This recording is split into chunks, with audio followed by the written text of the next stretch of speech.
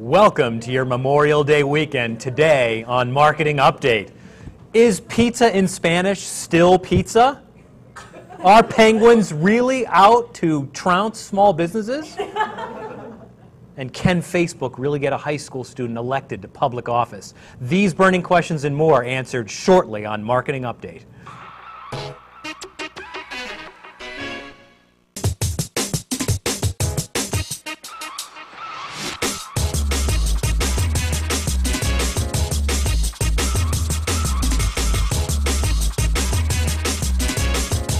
Marketing Update, your source for what's hot and what's not in the world of marketing. I'm Ellie Merman. And I'm Andrew Quinn, and we're coming to you live from Cambridge, Massachusetts.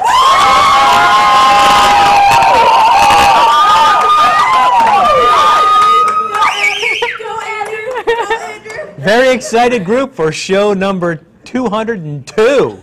Yes.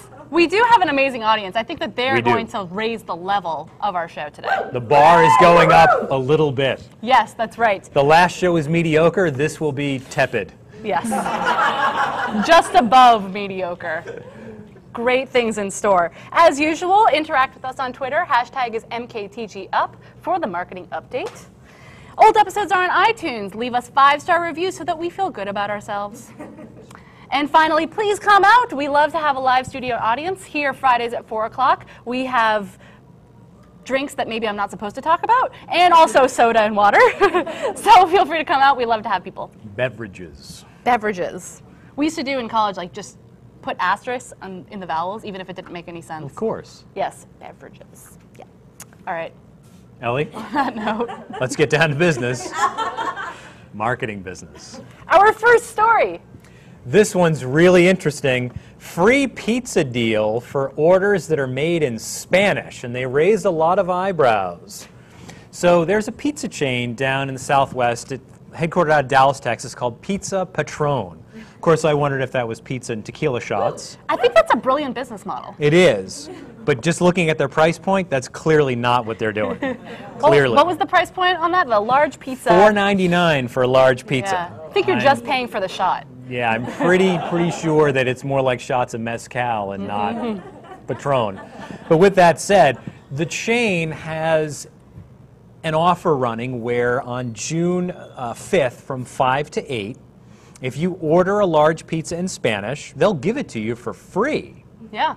So the whole idea is to get more samples of the product, because at a $4.99 price point, people are kind of wondering, is it actually worth eating? So their whole notion is if we give some away, people will try it, they'll like it, they'll come back for more. They could also try giving away shots. Maybe that would bring people in. They could, both. But then coming out of the drive-thru could be a little hairy. Oh, good point. So gotta be You're careful. very practical. I am very practical. When it comes to my marketing, I try to be practical. So what's interesting here is there are two different factions that have got upset by this promotion. On the one hand, the Latino community's actually been a little bit upset that it's actually creating a sort of discriminatory vibe. I'm not quite sure I get that, but it's something that I would not have expected. No, not at all. And then also the English speakers, because of course they always, come railing forward when that type of thing happens. And they've taken the tack that if I'm required to order in Spanish, I'm therefore, in a sense, prevented from enjoying that fine pizza if I don't speak Spanish. Yeah, discriminatory against both audiences. That's right. What we're learning. Exactly. Everyone Fantastic. wants to be offended. And they all want free pizza, apparently, and don't want to do the work for That's what it's really about. Free food as the headline, but I can't get it. Right. It was almost labeled as like, I'm getting punished because I can't speak Spanish. So what was interesting, USA Today ran a poll on this whole thing, and the question was, does this promotion offend you? I found the results really fascinating. So to get my numbers right, 31% of the respondents, of the 4,500 people who responded, said yes, English should be the official public language. So we're offended by that. 5% said yes, I'm offended because I don't know Spanish, so I can't get free pizza. Once again, discriminatory because I can't get free food. 13% of the people said, no, it's a great way to build clientele. Another 35% said, no, every business can market however they like. Yeah, people who are wondering why people are so offended. Right, 17% said, I don't care. So overall, though, the chain expects to give away 80,000 pizzas in this promotion across the chain. Despite a third of the people being offended and another like 15% also offended, it's just Yeah, they'll still get 80,000 pizzas out of it. Right, and in a lot of ways, it's a great promotion because it's got a lot of press, it's got a lot of people talking about it, hence our discussion right here. So if you think about the marketing takeaway on this one, it really comes down to don't be afraid of a little bit of controversy. You can gain a lot of exposure and you can really break through the clutter when you do things that are a little bit edgy and a little bit controversial. So, you know, don't be afraid. And oh yeah, tendre una pizza grande, por favor. Write that down, replay the show. Now you can get your free pizza. The question is, Exactly. will they deliver to Cambridge, Massachusetts? We're going to try, Ellie. Yeah. We're going to try. We should also ask if they deliver shots as well. I think we should. Okay. Our next story, who needs TV when Nike's got YouTube? So this was a cool story from Maggie. Is Maggie? Yay, good, you're in the audience. You get to hear your shout out, which is fantastic. So this was a campaign that Nike did. Nike does these like really over the top, very cinematic ads. So they came out with their latest one. I think it's called The Time Is Now. And they're epic. Don't they just make you want to get out there and just They rule do. the world? There are no words in it either. It's just people running. It's a soccer commercial. Heavy breathing, sweating. Exactly. How would Oh, you wait. not want to watch that? And so it's a 3-minute video. They launched it on Facebook, Twitter, YouTube, also on their site, and they premiered it on TV. By the end of that day that they premiered it on TV, it had 7 million views on YouTube, just in one day, which is pretty crazy. Heavy viewership. Yes, exactly. And so the idea is that you watch this video, and at the end of the YouTube video, there's a call to action to go to their YouTube page where they have a whole thing around just this campaign. And as you watch it on their YouTube page, you have all these opportunities to go off into these interactive games. So it's kind of like a choose your own adventure. It is. It's pretty cool. So even though I am not a sports person, I ended up getting lost in this last night. Just like taking quizzes and learning, like going through a locker room, all sorts of different things. Oh, my goodness. How could you not get lost in Was that? there towel snapping? I'm trying to remember. I'll let you discover that for yourself. You really need to experience it. I will say that, so one of the little interactive pieces is a quiz around sports, brain, I don't even know what. It gave me a 98%, which I think signals that there's something wrong with it, because I should not be getting 98. Or maybe on any you're sort of highly sports quiz. intuitive when it comes to sporting Maybe events. that's it. Maybe I should have tried it as a kid. I didn't really do that. I did the art stuff. Hmm. Yeah. So what was interesting, the head of Interactive at the ad agency said, instead of making a big ad for TV, then putting together a bolt-on interactive version, what we have done is make an interactive film and experience and then create an edit for TV. And it's a fundamental shift. So it's pretty cool. And what they used to do was, you know, create ads for TV and then, of course, post it on YouTube or whatever. Now it's online is the main thing. And TV is kind of like a secondary thing. Yeah, we'll make a version of it for TV too. The cart is now before the horse, if you will. That's right. Yes. So the marketing takeaway is Making it up as we go, folks. It's not just about adapting marketing to new channels. It's about completely rethinking it, maybe flipping it upside down so that you can really take advantage of new marketing channels. So let's get to those penguins, shall we, Ellie? Penguins! Who doesn't love penguins? Everyone loves penguins. It's like always the feature of any zoo. At the Biodome in Montreal, I love it. And We speaking just of birds, is anyone tweeting at us right now? We do have a couple of tweets coming in. Well done. Inbound Sales, excited for marketing update. Missed the past few weeks. Welcome back. Very excited to have you. Excellent. And Karen is saying people should suck it up and use Google Translate to order in Spanish even if they don't speak it. It is kind of funny that all you need to do is say, I would like a large pizza. And people are like, there's this huge uproar about it. You Yeah, can it's learn how to not say that that in Spanish. hard. Inbound Sales is also saying, as Seth Godin says, either be criticized or ignored. Ah, That's right. Actually, you know that your marketing is working once it's so big that people are complaining about it. And Anand is saying, Andrew Quinn is channeling his inner Karen Rubin in Marketing Update Live right I'm now. attempting to do that. It's true. Andrew is the Karen of the show. I am. I am. All right, Andrew. I'll start wearing skirts and halter tops in future episodes. I don't know if people will get to see that behind the desk, so maybe we'll have to have a fashion show element to the show as well. Table dance. Oh, even better! Even better. So All let's right. talk about flightless aquatic waterfowl. So very, once again, educational show. Yes, exactly. So what I'm really talking about is Google released an update to the search algorithm, and its code name is Penguin. And Wall Street Journal reported recently that the Penguin update has actually had a lot of adverse effects on local businesses, small businesses. And what it really pointed out, it was talking about the fact that Google doesn't like keyword stuffing, putting a preponderance of keywords on an ad, or purchasing links. And to that I say, well, duh. All sort of shady things they should have known. Yeah, and that's been around for a while, like those types of things. And Penguin's actually taken another level to screening those things out. And in a lot of ways, small businesses, they tend to take a set it and forget it approach in many ways to their marketing. They'll like set things up. Something and exactly. have it happen. Who knows what's going on? Or they'll react to a specialist who says we should do this, this, and this, and they provide some really quick results. And those results usually are done in a fairly shady way. And if someone says, you pay me $500, I'll get you to the front page, there's something wrong with you that. should run. But not everyone does. And in fact, there's a business, they were out on the West Coast, Oh My Dog Supplies. Oh my dogs. Exactly. They really rely on organic search to drive their online sales, and they've typically been running about $60,000 to $70,000 a month in sales. March was $68,000. In May, they were down to $25,000 a month because of a major shift in the way Google's rendering them organically. And the reason he thinks it's happening is he paid for some links a while back, and also was doing a pretty aggressive campaign of posting articles to eZine articles, as well as Squidoo and things along those lines.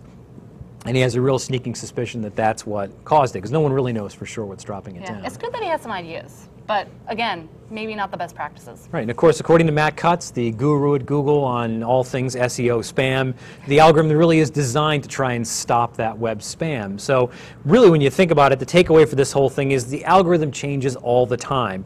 If you're creating remarkable content that people really are interested in, they'll link to it, and you'll generate links organically, you'll be able to rank better, and when Google makes those changes, you'll actually get rewarded for it. Yep.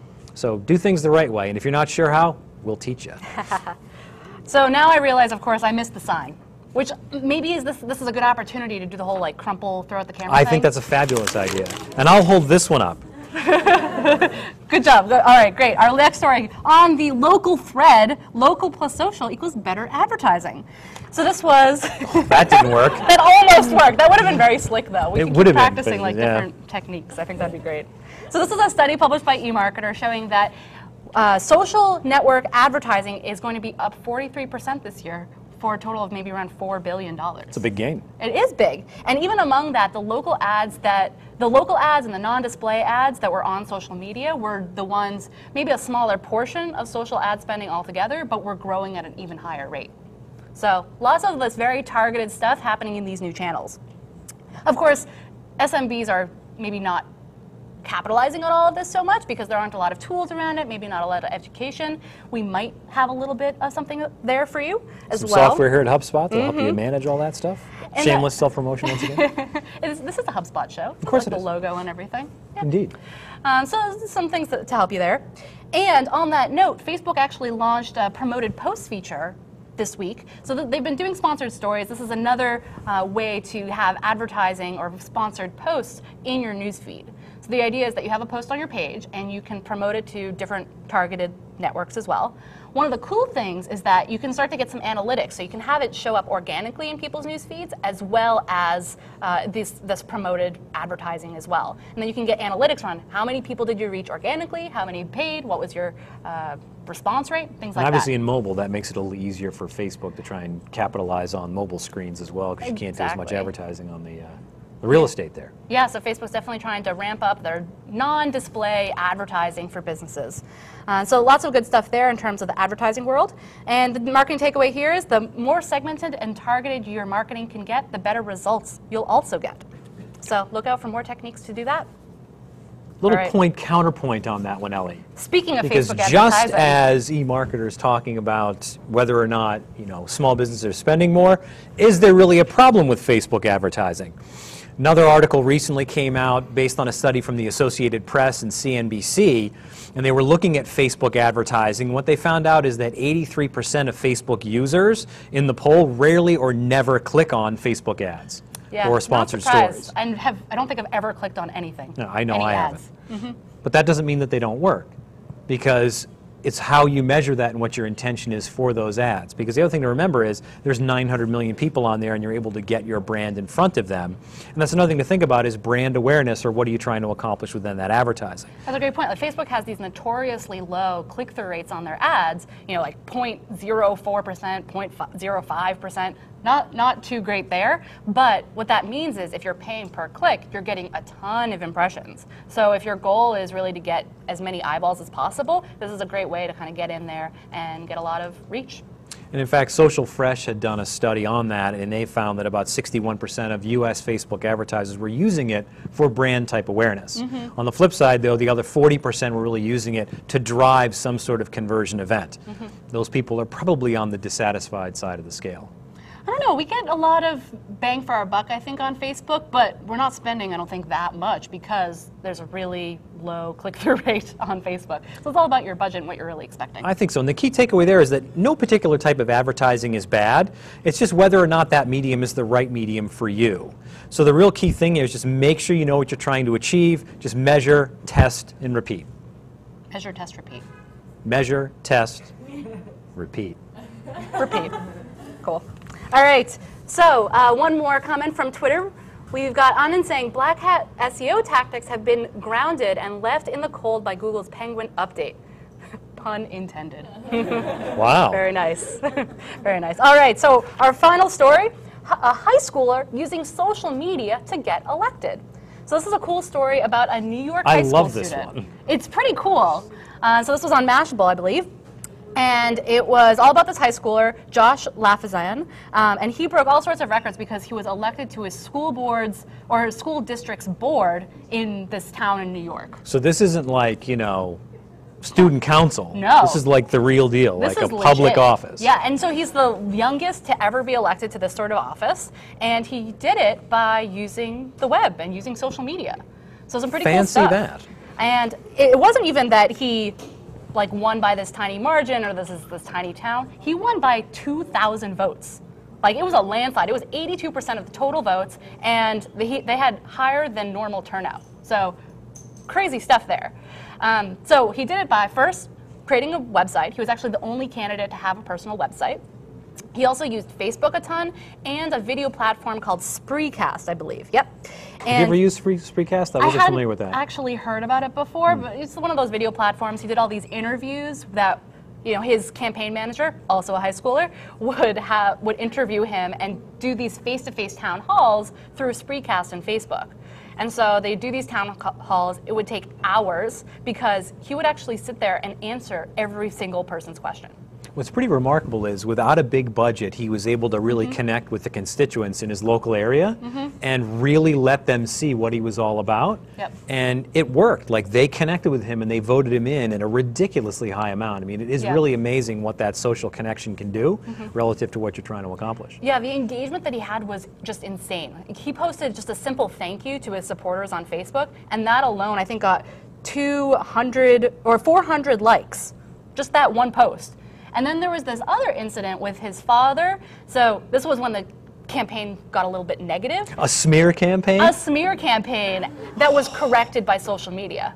So what happened was his father was accused of stealing these government documents, but what really happened was this misunderstanding. And so what Josh Lafazan did was he went to his Facebook page, he explained the situation, how this was all misunderstanding and actually a smear campaign from all the other candidates. Truth to the people. Exactly. And it got 200 likes and 200 shares. And keep in mind, it's a small town in New York. It's maybe a couple thousand voters. So his percentage rate is enormous. It's just absurd. So he built up this great community, and now that he's been elected, he plans to continue using Facebook. So he's inviting people to contact him, send their ideas about how to improve the district, all sorts of stuff there.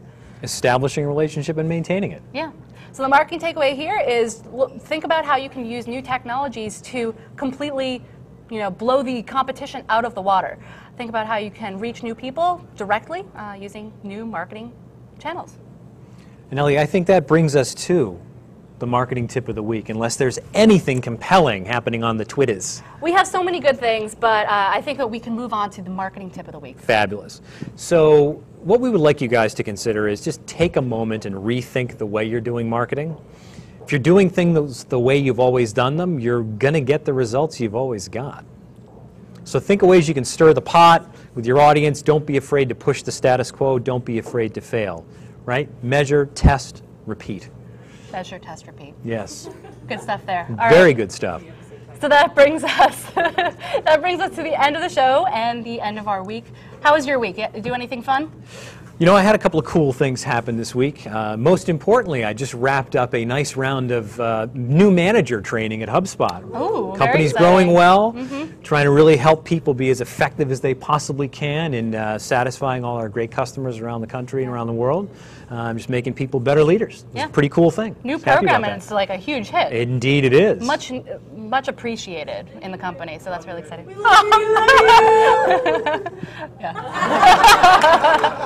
For me, this marks my final week on the user experience team because I'm making my way back to the marketing team. And what happened? Thanks, guys. And what I heard there was something very delicious that happened. It's true. So I know that this wasn't specifically for me, but we did finally have a UX team bake-off. So 6 different people brought in different baked goods, and we got to taste them all and decide and vote and to see who Nothing did beats an best. eating contest. Seriously. Well, it almost became an eating contest. Like, how many cookies can we eat? That would have been terrible. It was bad enough having 6 desserts. Who won? The winner was Juliet, who made this amazing caramel chocolate bar. It was like this big, but so rich and amazing. Decadent. Yes. And Ellie? I got second place. I felt special. I made an apple tart to stand out from all the cookies and all the chocolate. Fantastic. Yeah, but it was tasty. We need to do that every week. Tarts. And on that note. Yes, on that note, have a great week, everybody. We'll see you next week.